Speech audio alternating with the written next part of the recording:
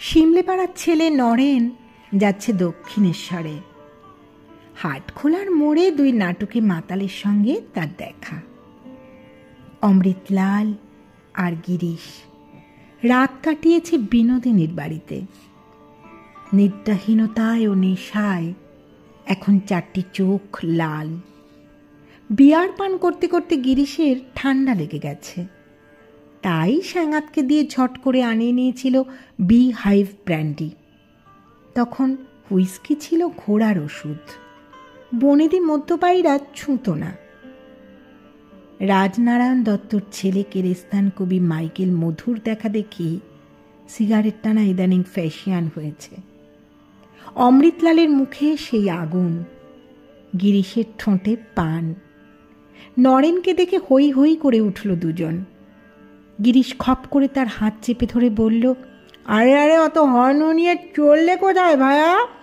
ডুমুরের ফুলটি হয়েছ, দেখাই পাই না। আজ পেয়েছি, আর চাচ্ছি নিকো। চলো যাই, বিনির বাড়িতে ফিরি।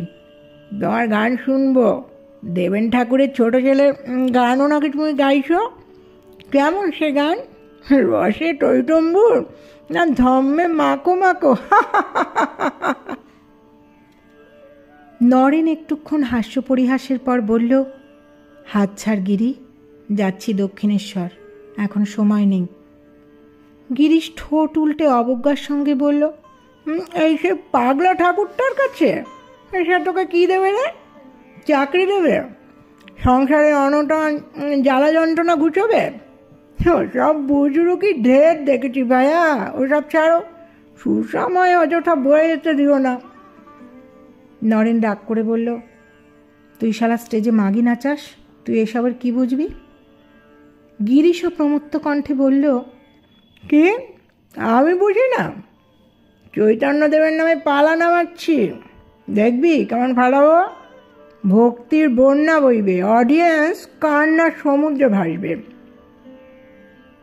চল, এক্ষুনি চল, মহড়া দেখবি। আজই তোকে আমরা চাই। নরেন বলল, তুই চল দক্ষিণেশ্বর, তোকেও আমরা চাই। গিরিশ নরেনকে টানছে বিনোদিনীর দিকে, মঞ্চের ফুটলাইটের দিকে। নরেন গিরিশকে টানছে গঙ্গার উত্তর কূলে, পঞ্চবটির প্রাঙ্গণে, দিনের আলোর উৎসবে। কেউ কারোর হাত ছাড়িয়ে নিচ্ছে না, তবু বিপরীত দিকে সমান টান। হঠাৎ গজিয়ে ওঠা নগর কলকাতা একাগ্র হয়ে দেখছে এই দৃশ্য।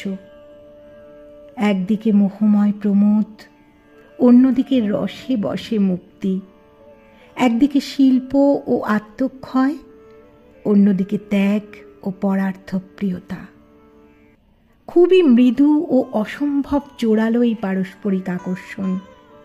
কেউ জিতবে না, কেউ হারবে না। একসময় হ্যাঁচকা টানে এ ওকে বুকে জড়িয়ে নেবে।